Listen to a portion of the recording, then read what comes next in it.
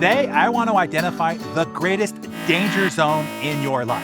This is a critical issue that might be holding you back. It's not what you'd expect either, but it is something every successful person needs to address. First off, what do you think is the greatest danger zone that you face in either your personal or your professional life? No, it's not some fancy tech disruption.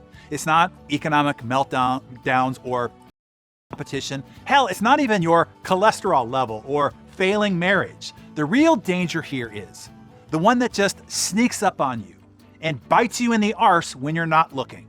This danger zone can be subtle, thus insidious, yet very profound. The danger zone I'm talking about here is the zone of average.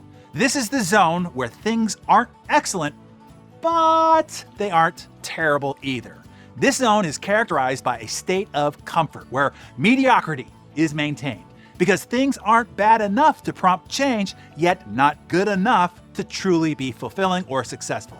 In this zone of average is where inertia and complacency can set in, leading to missed opportunities, stagnation, and ultimately failure. One of the most striking examples of the dangers posed by the zone of average is the story of Kodak. Once the big dogs of photography, Kodak is the one who actually invented the digital camera in 1975, but did they run with it? No, they were too comfy with their film business. After all, their business was still profitable and doing well. Thus, their success in film photography was still, quote, good. And that complacent, good enough mindset falsely removed the pressure to innovate. And this adherence to the zone of average, the safe, tried, and true path, is ultimately what led to Kodak's downfall. Fast forward, and where are they now? That's right, in the corporate graveyard, dead, extinct. The zone of average is what killed Blockbuster too. They were riding high, feeling good about their business, so good that they turned down buying Netflix for a measly $50 million in the year 2000. How'd that work out for them? Well, they went bankrupt in 2010, and they missed out on the $264 billion. That's 5,295 times what they could have paid for Netflix. Talk about a costly mistake. But hey, this isn't just about big corporation. This zone of average is creeping into every corner of your life. Your marriage. It might be just good enough that you're not filing for divorce, but not great enough to actually make you happy. Your friendships. They might just barely be hanging on, not bad enough to cut ties, but not enriching your life either. And don't even get me started on the workplace. How many of you leaders out there are tolerating mediocre performance from your team?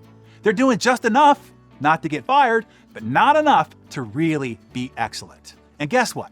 That's costing you big time in productivity and innovation. So what are you gonna do about it? Here's your game plan. Number one, check in, take a good, hard look at your life. Where are you settling for average? Your finances? Your health? Your relationships? Your personal growth? Your self-care? Be brutally honest with yourself. Where might you be tolerating yourself staying stuck in the zone of average? And number two, set higher standards. Write down what excellence looks like in each area of your life. Paint that picture in vivid detail. And then number three, most important, take action. You know what needs to be done. The only thing holding you back is your own comfort, fear, and laziness. Break through that wall with massive action. Now, I want you to do something. After you've jotted down your thoughts in your Darren Daily Journal, share in the comments where you think you might be stuck in the zone of average. Even if you're not ready to make a change yet, just admitting it could be the kick in the pants that you need. Remember, the zone of average is a silent saboteur. It'll creep up on you before you know it. Don't settle for good enough when excellence is possible. The journey from average to excellence starts with one decision, the decision to change.